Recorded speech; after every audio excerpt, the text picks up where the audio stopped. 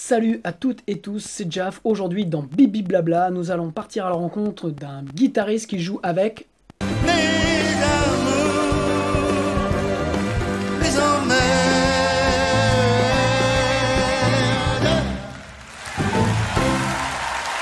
mais qui joue aussi avec...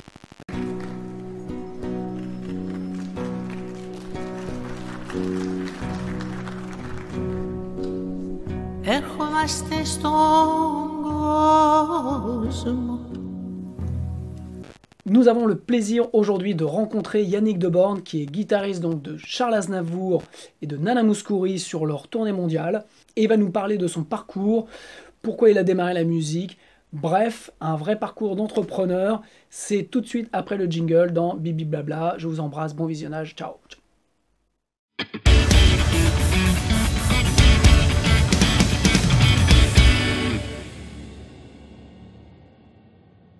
Salut à toutes et tous, c'est Jaf. Aujourd'hui, au 70 Studio, nous avons le plaisir de recevoir Yannick Deborn, qui est guitariste pro, qui accompagne des artistes, et notamment Nana Mouskouri et Charles Aznavour depuis 15 ans, 20 ans. Plus de 20 ans pour Nana et à peu près 7 ou 8 ans pour Charles. Voilà, donc un vrai pro de la guitare.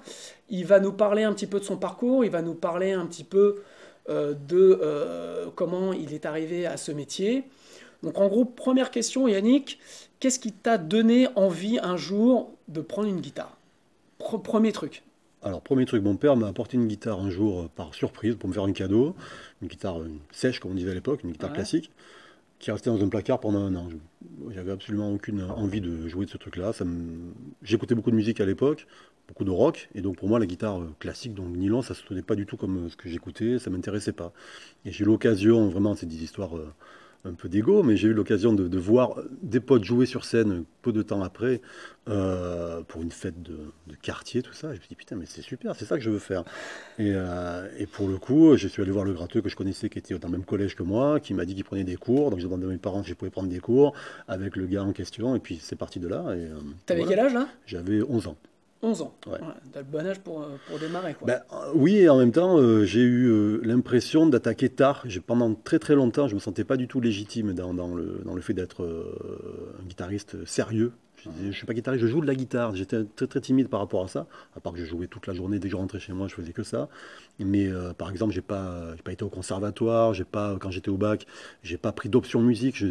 Pour moi, j'étais un petit, tu vois, Ouais. petit amateur, tout ça. Et en fait, il a fallu du temps. Petit à petit, il n'y a pas eu vraiment de déclic, mais pour que l'assurance vienne et puis que finalement j'arrive à en vivre carrément, quoi.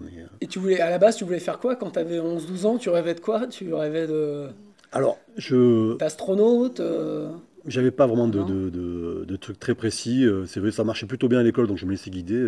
Puis d'ailleurs, j'ai continué assez longtemps. Mais non, ça m'amusait. C'était d'un coup, il y a eu ce truc-là. Je comprenais qu'il y avait un rapport entre ce que j'avais à la maison dans mon placard, là, avec des cordes, et puis ce que j'écoutais à l'époque. C'était Iron Maiden, c'était AC/DC, c'était des trucs des années 80, 82, là. Donc, et donc, ça m'amusait, mais j'avais aucun plan de carrière, aucune idée derrière la tête. Voilà, c'était mon super hobby qui finalement prenait un temps fou, mais j'étais vraiment passionné par ça. Ouais. D'accord. Et alors, comment tu es passé d'amateur à pro? Amateur à pro, concours de circonstances un petit peu, c'est-à-dire qu'un été, je cherchais du boulot, comme voilà, j'étais lycéen ou étudiant, je ne sais plus à l'époque, et j'ai répondu à une annonce pour un orchestre de variété qui cherchait un guitariste. Ouais. Donc je suis allé voir. Je faisais absolument pas l'affaire, c'est-à-dire que je connaissais rien du tout. Par contre, comme Mais t'y allais quand même. j'y suis allé quand même, et j'avais, on va dire, un truc qui me sert encore maintenant énormément, c'est que comme j'ai pris beaucoup de cours, mine de rien, je savais lire la musique. Donc en fait, je suis arrivé dans un orchestre, il n'y avait que des gars qui avaient l'âge de mes parents, en gros, qui avaient 20 ans ou 25 ans de plus que moi, mais il y avait donc un classeur avec des partitions, donc j'ai emporté les partitions à la maison, j'ai bossé les morceaux, et j'ai commencé comme ça. D'accord. Alors, je pense que la première saison était vraiment pas terrible, mais en tout cas, ça faisait quand même la blague, quoi. Ouais. T'as quand même été embauché, Ouais, ils t'ont ouais. quand même gardé, et donc ça a été ton La porte premier- d'entrée, ouais. ta porte d'entrée, d'accord. Et là, à ce moment-là, c'était clair dans ta tête de ce que tu voulais faire Non. ou c'était... T'as pris ça... t'avais quel âge là? Là, j'avais 17 ans, je crois. Ouais, donc c'était un peu un truc fun. Et, Ouais, c'était fun, mais ça m'a donné c'est pas le goût, mais le déclic, c'est que je jouais quand même avec des gars qui étaient beaucoup plus forts que moi, qui avaient, Ouais. même si c'était pas de la musique que j'écoutais chez moi, Ouais. c'était de la variété, donc vraiment ça Ouais. passait du musette au funk, au disco, enfin tu vois. Donc ça Et t'obligeait en ça même temps m'obligeait à écouter plein de trucs, et Ouais. ça a été en fait, mine de rien, un accélérateur. C'est-à-dire qu'il a fallu que j'écoute d'autres choses, que je vois un peu autre chose que de la guitare saturée à fond la caisse. Donc j'ai écouté des mecs comme Nile Rodgers, tout ça, je dis putain, qu'est-ce que c'est que ce truc-là? Ouais. Waouh! Et donc ça m'a, en fait, ça a accéléré tout. C'est-à-dire que d'un coup, j'ai commencé à écouter d'autres styles, d'autres façons de jouer, de la musique sans guitare, tu Ouais. vois. Et en fait, ce truc-là de variété, si tu veux, ça a commencé à germer un peu dans ma tête comme étant non pas un truc péjoratif, mais au contraire un truc super large, riche, tu vois, la variété, c'est varié. Tu Ouais, peux ouais, ouais. passer d'un univers à l'autre ou dans la même soirée, ou simplement d'un projet à l'autre. Et ça continue encore maintenant, 30 ans après, quoi. En fait, ça a été une des meilleures écoles, quoi, ce genre Carrément. de choses. T'as fait ça pendant combien de temps J'ai fait ça un Du bal, peu. parce qu'on appelle Du ça du bal, bal, ouais, hein, ouais, du c'est- bal. c'est- Alors, sur Paris, on dit plutôt des soirées privées, tu vois, ça fait Ouais. plus. Mais c'est pareil, hein, tu fais danser les gens. J'ai fait ça, écoute, pendant bien 4 ou 5 ans, Ouais. dans différents orchestres. Et donc là, à partir de là, c'était que l'été ou tu faisais ça toute l'année ou t'as commencé C'était un petit peu toute l'année, c'est-à-dire qu'après, bon, j'ai continué à être étudiant dans un truc qui avait rien à voir. J'étais dans la communication, donc j'ai fait un DESS, ça n'existe plus, un bac plus 5 en communication. Donc je suis parti de chez mes parents. Donc moi, je suis d'Avignon au départ. Je suis allé vivre à Aix, ensuite je suis allé à Marseille. Et en fait, je rentrais le week-end pour aller faire les balles, quoi. Et ça me D'accord. payait mon appart de notre côté, donc c'était bien, tu vois. Ouais. Donc et là aussi, ça a été Et tu, un. tu dormais pas beaucoup le week-end. Voilà, mais ça m'a aussi, là c'est une prise de conscience vraiment purement matérielle, c'est bon, je peux vivre, même si ça suffisait pas, Ouais. mais c'était un véritable Oui, coup t'as de vu pouce, que quoi. de jouer de la guitare générait des rentrées d'argent, quoi. Exactement, exactement. Et c'est vrai que ça, j'ai toujours ça encore dans ma tête, je suis très très content de payer mon loyer en jouant de la guitare, je trouve ça génial, tu vois. Ça, c'est un truc qu'il faut dire, c'est que c'est possible, quoi. Ah oui, c'est possible, tout à Ouais. fait. Après, et dans le style et même dans les projets, enfin, moi, en ce qui me concerne, j'ai pas pris l'option d'être un guitariste purement un guitariste de jazz ou de rock. Moi, en fait, je vis parce que je multiplie les projets. Tu vois, j'accompagne plusieurs artistes. En gros, il y a plein de trucs qui, en fait, le boulot amène le boulot. Donc le truc, c'est de multiplier et le réseau et les contacts et les expériences, quoi. Je pense que c'est la grande clé dans la musique aujourd'hui, c'est d'être capable d'être très très large et de pouvoir en fait répondre à plusieurs demandes qui sont complètement différentes. Toi, Oui. tu joues donc pour Aznavour, tu joues pour Nana Mouskouri. Ouais, Donc là, c'est des tournées. c'est des tournées. Bon, après, je travaille donc depuis pas mal d'années dans un théâtre qui s'appelle le Théâtre Mogador à Paris, où pour le coup, je fais partie de l'orchestre. Donc pendant des années, on était d'ailleurs dans une fosse, tu sais, un peu Ouais. comme à Broadway, où personne ne nous voyait. Donc là, j'ai fait des spectacles comme Cats, Grease, Mamma Mia. L'année prochaine, ça va être Chicago. Et là aussi, si tu veux, tu arrives, il y a très peu de répétitions pour les Ouais. musiciens. Tu as un classeur gros comme ça, vas-y, ouvre les pages et joue, tu vois. Ouais. Donc là Ça, aussi. tu dois l'apprendre par cœur ou Non, non, non, t'as non, toujours on allait ton- partir sur tout. Ouais. Enfin, en plus, pendant pas mal d'années, on était même carrément cachés, donc tout le monde s'en fichait. Mais même là, sur Grease, cette année, on était sur scène. Mais bon, en fait, l'orchestre est un peu en fond de scène, chacun a son pupitre, c'est un peu voilà, comme un big band, Ouais. tu vois. D'accord. Tout qui est écrit. Ça aussi, c'est marrant, parce qu'il y a des projets où tu n'as pas de partition du tout. Ouais. Et d'ailleurs, ça fait mauvais genre. Tu vas jouer dans un groupe de rock, si tu as le classeur comme ça, Ouais, ça ouais. se C'est fait vrai que ça pas. se fait pas trop. Ça se fait pas. Et à côté de ça, il y a d'autres projets où c'est un peu comme un classique. Tu as tes partitions et c'est normal. Personne va trouver ça trouver à redire, quoi.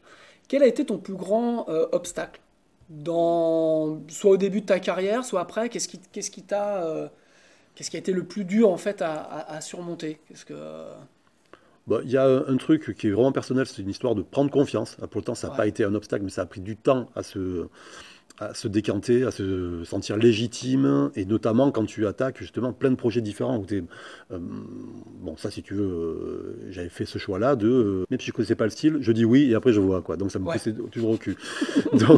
donc ça m'a appris beaucoup. C'est la meilleure des techniques, je crois. Je pense. Tu te jettes à l'eau, puis Ouais, c'est on ça. verra bien. Puis, si tu coules, tu coules, quoi. Mais, mais la contrepartie, c'est qu'en effet, tu n'es jamais c'est un peu un terme à la mode en ce moment, tu n'es jamais dans ta zone de confort. Donc, Ouais.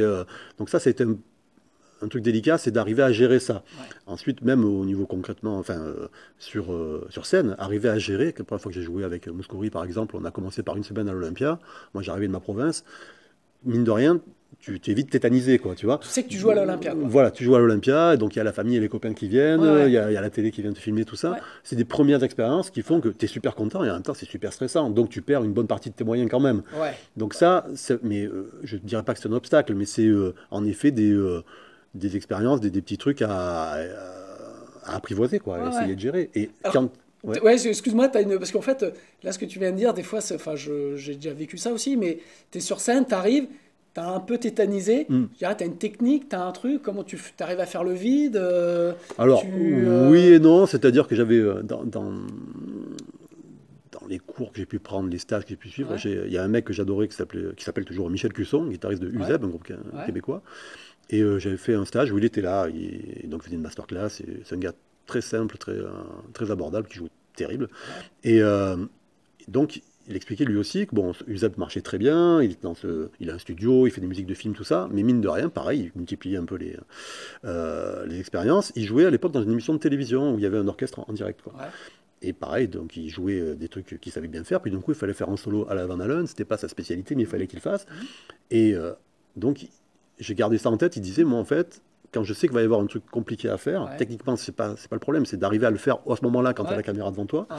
Eh ben, des exercices de respiration, des trucs un petit peu à la version yogi, tu vois, Ouais, où ouais. tu te concentres, tu focuses sur tel ou tel truc. Ouais. Alors, c'était pas très, très. Moi, ça n'a jamais été vraiment établi, mais enfin, en effet, j'essaye de me mettre dans une petite bulle Ouais. un court instant. Bon, après, je me suis mis au yoga aussi après, Ouais. ça a permis de mettre un peu des mots et des pratiques là-dessus. Ouais. Mais ouais, moi, je me sers encore de ça. D'accord. Là, on voit quelle a été ta plus grande victoire dans tout ce que tu as entrepris. Ce que je veux dire, c'est par là, quel est le truc en fait qui t'a pris vraiment du temps, où tu as senti une somme énorme de travail que tu as fourni, peut-être inconsciemment, mais quand y es arrivé, tu t'es dit, ah ouais, putain, mais en fait, j'ai mis 20 ans pour le faire, enfin, Ouais, j'ai pas d'exemple précis, mais ça m'arrive encore assez souvent quand les concerts se passent bien ou quand je vais arriver sur un truc justement où je vais être un peu jeté dedans et que ça se passe bien, je fais toujours le point en me disant, bon, c'est vrai que c'est peut-être pas ce que j'ai fait à la guitare qui est compliqué, mais Ouais. le fait d'avoir assumé, d'avoir assuré ce truc-là, Ouais. j'en tire une certaine fierté en effet, parce Ouais. que, mais c'est vrai que c'est un ensemble, c'est autant musical, technique que personnel, que mental, c'est-à-dire j'ai réussi à passer ce truc-là. J'ai un exemple, j'ai fait ça il y a quelques années, j'ai participé à un festival de musique classique qui s'appelle Le Violon sur le Sable, Ah oui, j'ai aimé ça, ouais. et c'est un festival qui a lieu tous les ans à Royan. En fait, c'est une immense scène sur la plage. Et les gens viennent, c'est gratuit. Il y a peut-être 20-30 000 personnes qui viennent tous les soirs assister à donc, un concert classique où il y a un orchestre symphonique sur scène avec Mhm. 80 musiciens. C'est souvent des musiciens de l'opéra, etc., qui viennent, qui se déplacent. Et là, pour le coup, il y avait besoin d'une guitare parce qu'il y avait un morceau à jouer où il y avait une bossa à faire. Et puis bon, on me contacte pour faire ça.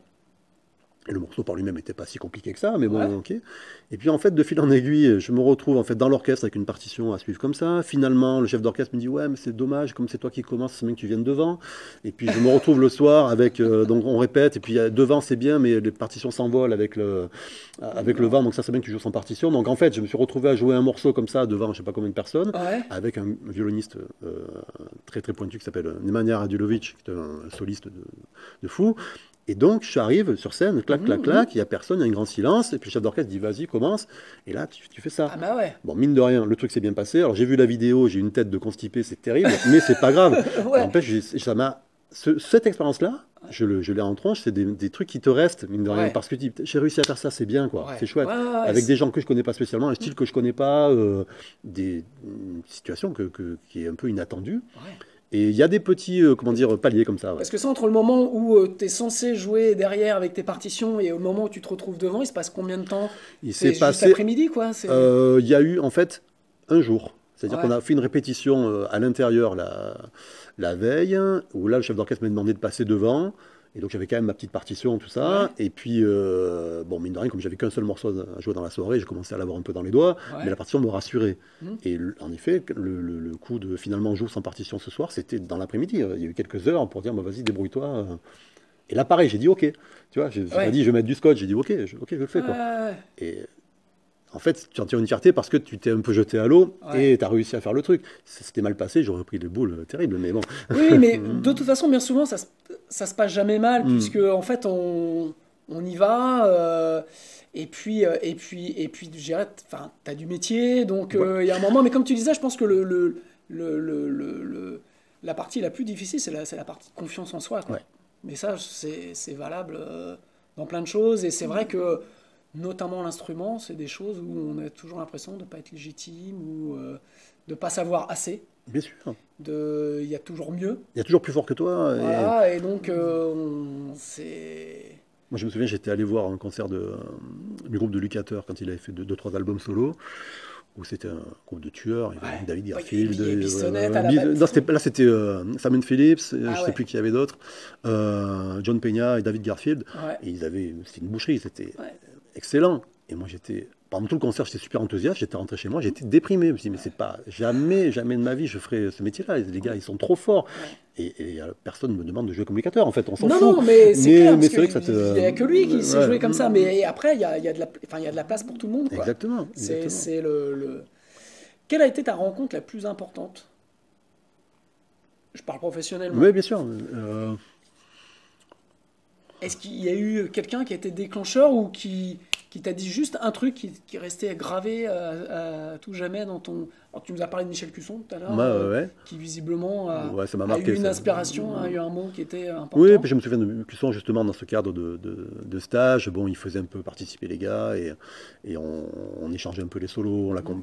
Et il m'avait dit quelque chose comme ah ben super, ça va, ça le fait, on pourrait jouer ensemble. Moi, ça m'avait marqué. C'est des trucs tout bêtes, tu vois, mais c'est en effet pour la confiance, c'est super. Ouais. C'est super. Moi, je sais les rares fois où j'ai des élèves, j'essaye quand il y a quelque chose de bien, de vraiment le mettre en avant et le soulever. Parce que oui, je pense que.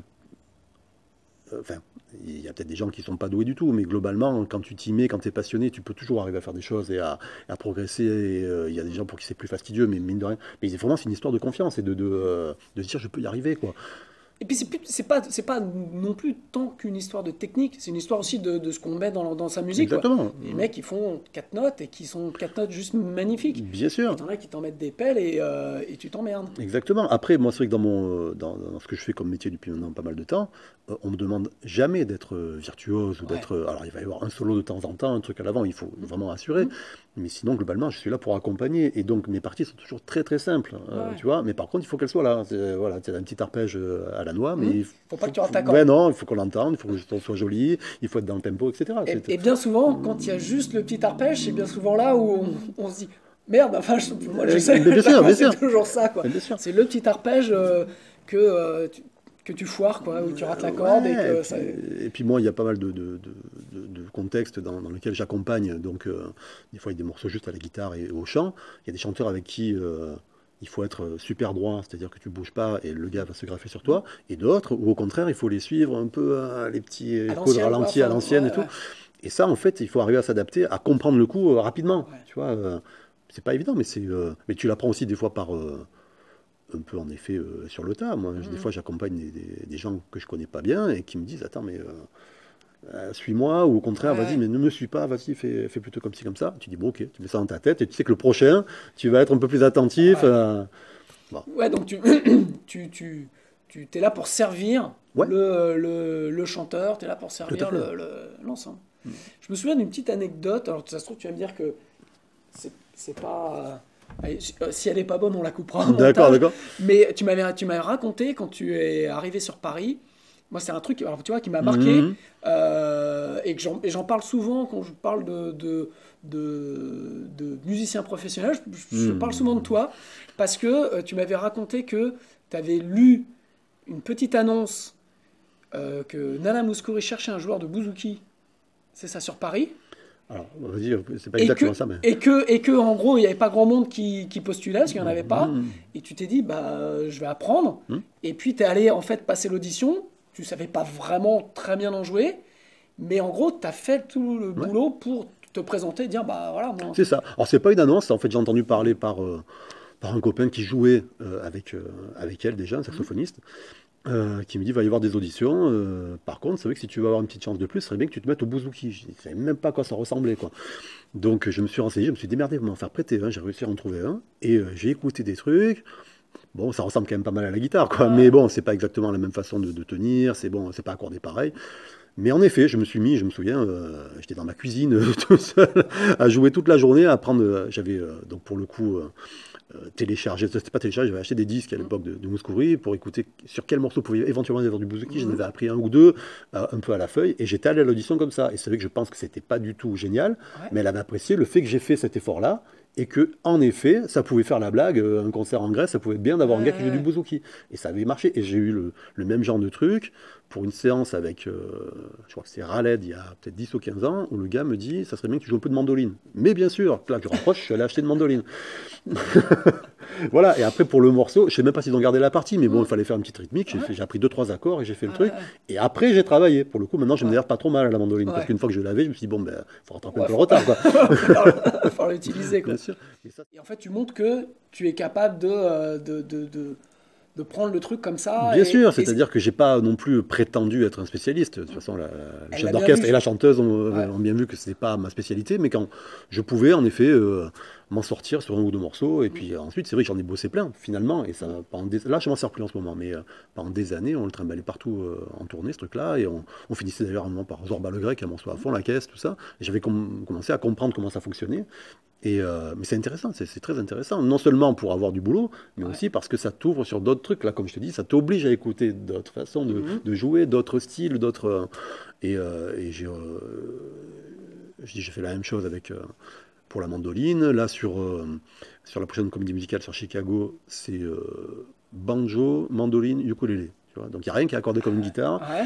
Et ben, je vais le faire. Et les deux potes qui sont avec moi vont faire pareil. C'est-à-dire on va s'adapter et puis ça motive un peu, ça fout un petit coup de pied au cul, quoi. Et alors, je me souviens d'une autre. Tu m'avais raconté aussi une autre anecdote qui, pareil, je trouve est important. Tu m'avais dit, dans le métier de musicien professionnel, parce qu'on voit un peu tout, Mhm. tu m'avais dit quand tes premières séances que tu as faites, tu arrivais à l'heure. Ah oui. Tu arrivais à l'heure, tu connaissais en gros les morceaux, tu faisais en gros, tu faisais le boulot en 10 minutes de temps, Mhm. parce que t'étais pas bourré, t'étais à l'heure, Bien sûr. t'étais- Bah, mais je veux dire, c'est que ce que tu me racontais, c'est que il y a beaucoup qui ne le font pas non plus, quoi. bah, oui, bien sûr. C'est-à-dire qu'il y a, on en parlait tout à l'heure, c'est vraiment un ensemble. Moi, j'ai pas la recette pour bien marcher dans ce milieu-là, mais il y a des trucs, il y a des travers à éviter tout de suite. C'est-à-dire que c'est un boulot comme un autre. Si tu arrives en retard, que tu es bourré, que t'as pas, ton matos il marche pas, que tu connais pas les morceaux et que tu as un caractère de merde, bah, globalement, ça va pas bien se passer, quoi. À moins que tu sois vraiment très, très, très, très fort. Il y a des gens qui sont réputés pour avoir un caractère pourri, qui sont toujours en retard, mais ils sont tellement forts qu'on va quand même faire appel à eux. Mais en gros, pour mon métier à moi, c'est pas ça, quoi. On Ouais. s'en fout que je sois le meilleur du monde. Le truc, c'est qu'il faut que je fasse le boulot vite, justement. Ouais. Plus vite je le fais, moins ça coûte cher, et en studio, etc. Donc, c'est ça qui est important, quoi. C'est vraiment le gros, notamment pour les séances de studio où le temps est compté. Et c'est vrai que pour enregistrer une partie, s'il faut la faire 20 fois, qu'il n'y a pas le son, que les cordes, il n'y a pas de cordes neuves, ne serait-ce que sur une guitare, et que donc forcément, quand en plus on paye le musicien, il y a le studio, bon, ce sont des choses sur lesquelles il faut faire attention et qui font partie, je dirais, de la base du métier, quoi. Ben, disons que c'est un métier où, en gros, tu as des contrats d'un jour, quoi. Donc, si on te rappelle, ça veut dire que tu as fait l'affaire. Si on te rappelle pas, bon, c'est pas grave, mais en effet, ça marche que si on te rappelle, quoi. Ouais. Parce que maintenant, ça s'éteint. Donc, l'idée, c'est à chaque fois, bon, comme tous les boulots, mais c'est comme si tu faisais tu passais un entretien d'embauche à chaque fois, quoi. C'est-à-dire que à chaque fois, il faut un peu prouver, et pas pour autant être cabot et tout ça, mais tu fais le boulot, tu es à l'aise dans ce que tu fais, mais tu le fais sérieusement, quoi. Et bon, bah, ça, c'est le côté vraiment, on va dire, propre à l'organisation et à l'attitude que tu peux avoir. Mais c'est vrai que il n'y a pas qu'un aspect professionnel. C'est-à-dire que moi, je trouve ça très intéressant de s'adapter, justement. Tu parlais de fierté ou du fait de se sentir, je trouve pas le Légitime. mot, légitime.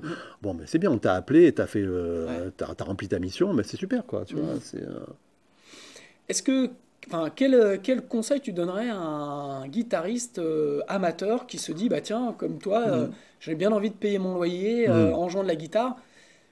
C'est quoi, en gros, les écueils? Quelles sont, toi, des erreurs que tu as faites dans ta carrière, dans la gestion de ta carrière, qui sont des erreurs qu'on fait tous, hein, à un moment donné quand on démarre une activité. C'est quoi le bon conseil que tu donnerais ou l'astuce? J'ai du mal à donner une seule réponse. Techniquement, je trouve que c'est bien de toucher un peu à tous les styles, même si au bout du compte tu vas te spécialiser sur quelque chose, histoire en effet de pouvoir jouer avec plein de gens différents. Parce que c'est vraiment un métier comme tu es indépendant qui est surtout une histoire de réseau. Donc plus tu croises de gens, plus ça va être des possibilités de boulot ou de projets artistiques intéressants. Il n'y a pas que l'aspect remplir le frigo. C'est que bon, si on a choisi ce métier-là, c'est parce qu'on est passionné et que bon, on a envie de faire de la musique. Mais c'est vrai que c'est bien, moi je pense, d'avoir une palette assez large. Et puis après, concrètement, c'est bien d'apprendre à lire la musique. Parce qu'il y a beaucoup de projets que tu n'auras jamais si tu lis pas. Parce que le réseau c'est une chose, mais quand tu l'as pas, eh ben, il faut répondre à des annonces, il faut passer des auditions, et souvent ça se passe par les partitions. Et si c'est pas le cas, si vraiment tu es allergique à ça ou c'est trop tard, il faut vraiment développer son oreille, relever énormément de choses, écouter, avoir vraiment connaître d'une façon ou d'une autre ce langage de la musique et vite l'intégrer et pour vite ou développer son propre système de notation pour par exemple, en fait être capable d'aller très vite sur une parce que je sais que bon, comme tu dis, pas dans les bals mais dans les soirées parisiennes, il y a beaucoup de musiciens et il y en a qui savent pas forcément très bien lire, mais par contre ils font ça depuis longtemps et ils ont leur propre système de notation où en fait tout le monde sait que les autres musiciens savent que en gros il sait lire dans le sens où on peut l'appeler parce que le mec il fait ça depuis un moment et il a son système parce qu'on peut pas mémoriser 100 titres comme ça pour une soirée. Tu peux dans un contexte où quand le truc roule, il y a des gens qui font quasiment que ça, qui vont jouer 2-3 fois par semaine en faisant que des soirées privées, que des balles, des mariages. Donc le répertoire en fait est toujours un peu le même.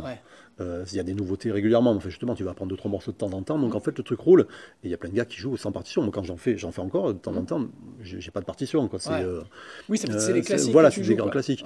Mais en fait, pour le truc dont je te parlais tout à l'heure, là, avec l'orchestre classique ou les trucs que je fais avec au Théâtre Mogador, tout ça, ben, si je lis pas la musique, j'y vais pas. Quoi. C'est pas...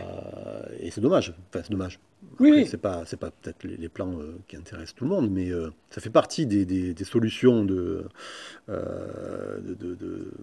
dates et de projets sur un long terme qui sont intéressants à avoir. Ça fait quoi de jouer au Royal Albert Hall ou dans ce genre de salle? Parce que faut savoir que donc Nana Mouskouri et Charles Aznavour sont des artistes qui tournent énormément à l'étranger. Et c'est dans les plus beaux endroits du monde, enfin dans les plus belles salles. Donc Yannick, depuis 10 ans, 15 ans, se fait vraiment les salles les plus prestigieuses. Donc j'imagine que ça doit être... quand tu arrives, non? Il y a deux trucs, c'est-à-dire que chaque fois, quand c'est une première fois, c'est une chose. Après, quand tu reviens, bon, tu relativises un petit peu. Mais... moi, ça me fait toujours plaisir d'être là, de jouer sur une scène où moi je suis même allé voir des concerts où j'ai vu des vidéos, les gars jouer là, et être dessus, il y a une petite fierté, c'est très sympa. Et ensuite, tout comme le fait de jouer tel ou tel morceau de musique, il ne faut pas se laisser bouffer par ça. C'est-à-dire que c'est pas oh là là, je suis à l'Olympia, je peux pas jouer. Non, tu es à l'Olympia, c'est comme si tu étais chez toi. Enfin, il faut arriver à faire une espèce de... prendre conscience de d'où tu es, de l'impact de l'événement, de la soirée. Donc ça, c'est bien. Voilà, du plaisir. Et puis c'est vrai qu'il y a une petite émulation, puis un petit stress, mais il faut que ça reste positif. C'est-à-dire qu'il faut que ce soit un truc où tu vas être un peu plus concentré que quand tu vas être à la répète ou quand tu vas jouer pour une 10e...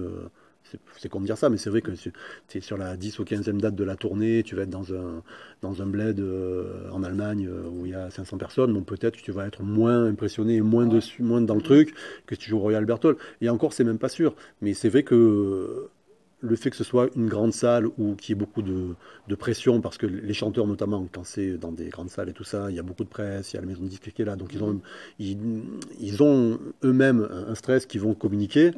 Donc c'est plus là qu'il faut arriver à gérer que le fait de jouer devant 5, 6 000, 10 000 personnes. En fait, tu ne vois pas les gens. Enfin, tu vois les gens, après, tu arrives sur scène, c'est le boulot. Quoi. C'est le boulot, exactement. À ce moment-là, tu rentres et tu joues. Quoi. Tout à fait.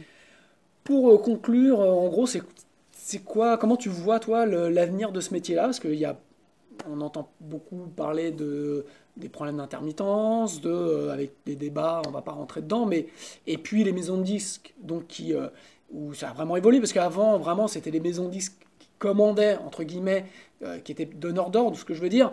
Donc il y avait un artiste rentrait en studio, et après il y avait la tournée, donc en fait tout était très, on va dire, organisé. Aujourd'hui, il y a plus de producteurs indépendants. Les ventes de disques, c'est plus pour être prétexte à tourner ou à faire de la promo. On sait bien que ça ne vend plus tellement. Comment tu vois, toi, ton métier de professionnel avec une démocratisation un petit peu des petits studios, comme nous ici, tu vois, avec moins de gros studios et plus de petites productions? Moi, je vois pas ça exactement d'un très bon œil. C'est-à-dire que j'ai constaté, et je constate encore que c'est de plus en plus difficile, que contrairement à ce que disait l'ancien président, on travaille plus pour gagner moins, globalement. Donc les tarifs baissent un peu, il y a moins d'affaires, il y a de moins en moins de séances de studio parce qu'en effet, les maisons de disques sont moins demandeuses. Après, l'aspect positif de tout ça, c'est comme tu dis, on devient tous un peu autonomes. Et donc, c'est vrai qu'il faut fouiller là-dessus, mais de toute façon, les jeunes le font déjà. Tu as ton ordi, tu as ton petit studio, tu sais comment t'enregistrer chez toi. Si tu as des projets à faire, tu te débrouilles, tu vas toi-même te faire un site et mettre ton truc sur Internet. Tu te fais ta chaîne YouTube, par exemple, etc. Je crois qu'il y a les solutions sont là, concrètement, puisqu'il n'y a plus, on va dire, il y a toujours, mais de moins en moins d'argent, en tout cas à la clé, de grosses entités qui va te prendre en main, qui va dire ok, tu fais partie de telle tournée, tu sais que ça va durer 2 ans et après ça va enchaîner sur une autre. Et tu te poses pas de questions pendant 2 ans et en fait là tu dois te poser des questions quasiment tous les jours. Exactement. Tu es un petit peu obligé d'anticiper l'après, quoi qu'il en soit, donc ce qui est un peu une source de stress aussi, mais après ça c'est pas bien nouveau, c'est-à-dire que globalement moi je me trouve très chanceux de faire la carrière que je fais, c'est-à-dire qu'il y a plein de gens qui jouent sûrement mieux que moi et qui ont plus sûrement eu des contacts très intéressants et qui font pas ce que je fais parce que à un moment ça s'est mal goupillé, parce que tu as loupé telle tournée, parce que tu t'es fâché avec un tel.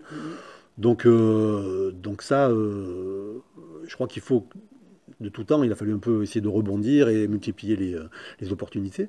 Mais concrètement, là maintenant, c'est vrai que je crois qu'il faut de plus en plus essayer de se marketer, et ça devient plus abordable. Ça, par contre, niveau financier, c'est vrai que c'est quand même pas mal. C'est-à-dire qu'en effet, tu achètes un ordi, tu fais quasiment tout chez toi. Même si, évidemment, on fait la différence entre un truc que tu enregistres à la maison et une grosse prod.